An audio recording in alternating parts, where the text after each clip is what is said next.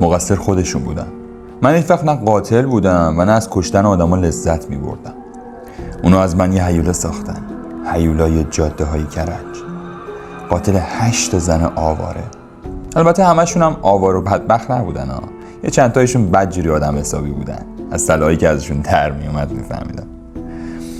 اینکه بعد این همه سال مجبور بشی به خاطر 4 تا عوضی بشینی از بدبختی‌ها تعریف کنی واقعا عذاب آوره. وقتی قراره تحت هر شرایطی اعدام بشم دیگه چه فرقی میکنه کجا بزرگ شدم و چند بار از بابای عوضیم کتک خوردم.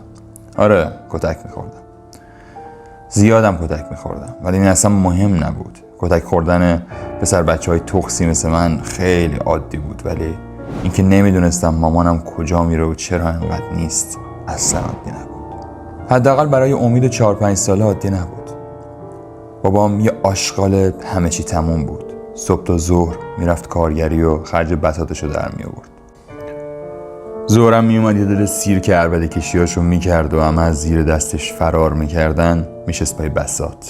عصرم که میشد دیگه خونه نبود که کاروان سرا بود. هرچی نره قول عوضی تر از خودش بود میرفتن و میومدن. ما باید در میرفتیم یه گوشه‌ای، جایی انقدر مینشستیم تا خوابمون میبرد و صبح دوباره روز از نو روزی از نو. من با همه اینا کنار اومدم، ولی با نبودنهای مامانم نه. هر بار که میخواست بره بیرون یه دست سفت از بابا کتک میخورد، ولی باز میرفت. انقدر که بابا تو حیاط داد و بیداد میکرد. همه همسایه‌ها فهمیده بودن. همین که از در میرفتی بیرون کسی نبود که چپ نگات نکنه. چو پیچیده بود تو محل که مامان امید و علی میره بیرون کار میکنه، اونم نه هر کاری. نمیدونم، شاید واقعا هم کار میکرد. تا یه ذره قد کشیدم بابا نذاشت برم مدرسه. یه روز صبح پا شد گفت از امروز دیگه نمیخواد بری مدرسه. صحبت کردم بری پیش او سری کار کنی. چند روز بعدش با یه دست لباس برای همیشه از خونه زدم بیرون. فقط 13 سالم بود. اون موقع خودم فکر میکردم اون بیرون بهتر از خونه ما باشه، ولی نبود. فقط بیرون که بودم دیگه کتک نمیخوردم. همین. تو خیابون پر بود از زنایی که نمیدونستی دارن کجا میرن. پر بود از زنایی که میدیدی هر شب دارن سوار یه ماشین میشن، ولی هیچ کاری ازت بر نمیومد. من 5 سال اون بیرون زنده موندم. 5 سال هر شب زیر پلا بغل جوبا تو پارک خوابیدم. 13 سالم بود که کارتون خواب شدم و تا 18 سالگی مثل یه موش تو فاضلابای قزوین زندگی کردم تا سرباز شدم. سربازی برای هر کی عذاب بود، برای من یکی نعمت بود. همین که یه غذا و جا خواب داشتم بسم بود. خوشحال بودم. 2 سال بعدش که خدمتم تموم شد از پادگان مستقیم رفتم آستانه اشرفی و به سفارش یکی از بچه‌ها شدم کارگر. روز کار میکردم و شبام همونجا میخوابیدم. دوران خوبی بود. یه چند سال بعدش تونستم یه لگن درب داغونی برای خودم دست پا کنم و یکم پولم ته جیبم داشته باشم. سال 1383 بود که توی یه عروسی با مریم آشنا شدم. اون موقع مریم فقط 15 سالش بود. اون تنها زنی بود که من عاشقش شدم. مریم یه فرشته بود. هنوزم هست. یکم بعد از اینکه آمارش رو درآوردم رفتم خواستگاری و همونجا یه مراسم کوچیک گرفتیم. بعد عروسی تصمیم گرفتم دیگه یه زندگی سالم داشته باشم. دست مریم رو گرفتم و 2 تایی اومدیم کرج و یه خونه این نقدی تو خرمدشت کرایه کردیم. قبل از مریم من با خیلی رابطه داشتم. هم زنای بزرگتر از خودم بودن. یه بارم با 2 تا زنه توی لنگرود رابطه داشتم و بعدش 2 تاشون رو با هم با دستای خودم خفه کردم. کشتمشون چون پولشون رو که نداشتم بدم. اونو هیچ. چشمم طلایشون رو گرفته بود. من هیچ وقت از کشتن لذت نبردم. هر بار فقط از بدبختی خودم آدم کشتم. دفعه اول عذاب وجدان گرفتم. حالم خراب بود. 2 تا جنازه رو پیچیدم توی ملافه و بردم دورترین جایی که میشد از ماشین پرت کردم بیرون و برگشتم. اما اینو مال قبل از مریم بود.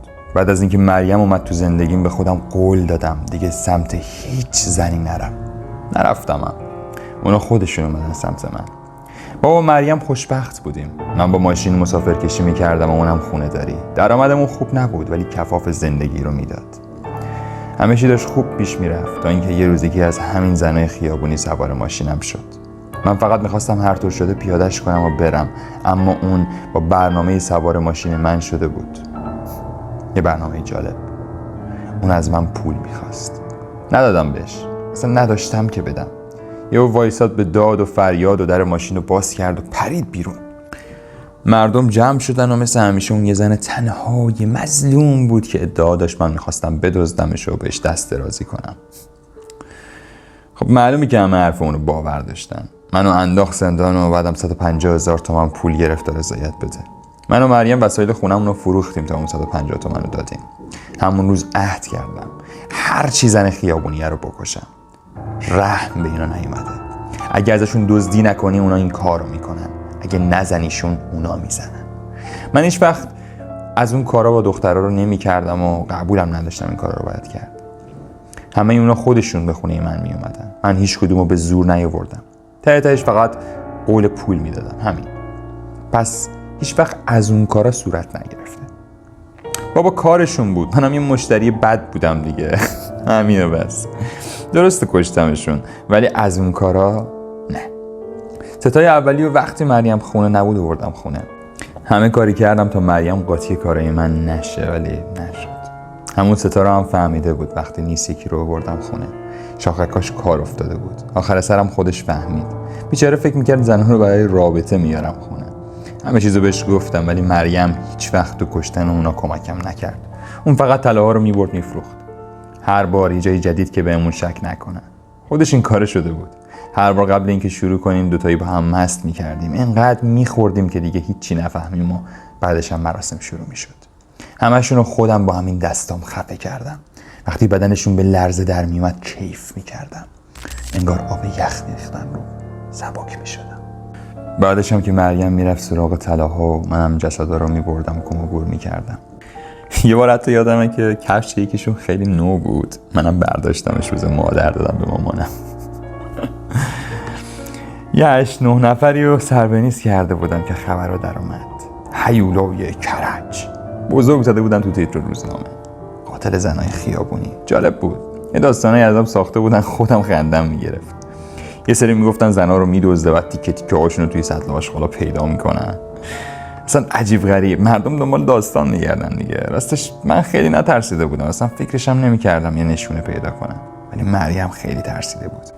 هر روز میومد پیشنهاد میداد بریم یه شهر دیگه تا آب از آسیاب بیفته. آخرش هم جمع کردیم رفتیم رامسر یه خونه اجاره کردیم. یه مدت اونجا بودیم تا از همسایه‌ها خبر اومد که پلیس رفته خونه قبلیمون تو خورم داشت. اونجا دیگه منم ترسیده بودم. یه چند روزی از خونه در نیومدیم تا پلیسا خودشون اومدن سراغمون. من قبول کرده بودم که دیگه تهشه. فقط می‌خواستم مریم گیر نباشه. هنوزم میخوام فقط اون خوشحال باشه. قبل اینکه سوار ماشین پلیس بشم گفتم من کشتم. همه‌شون رو من کشتم. 24 سالم بود که دادگاه تشکیل شد. من همه چیزو با جزئیات گفتم، به جز اینکه مریم از قتل خبر داشته. فقط اینو دروغ گفتم، ولی تهش اونم مشخص شد. مجبور شدم اعتراف کنم که مریم خبر داشته.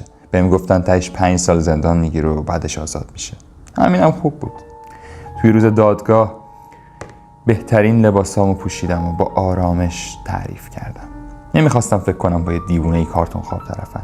به هر حال که من اعدام میشدم، پس خیلی مهم نبود مظلوم نمایی کنم. وقتی یکی از خبرنگارا ازم پرسید که اگه برگردی عقب بازم اونا رو میکشی یا نه، بهش گفتم هیچ وقت هیچ چیزی به عقب بر نمیگرده که من بتونم بهترش کنم. ولی خب شاید نه.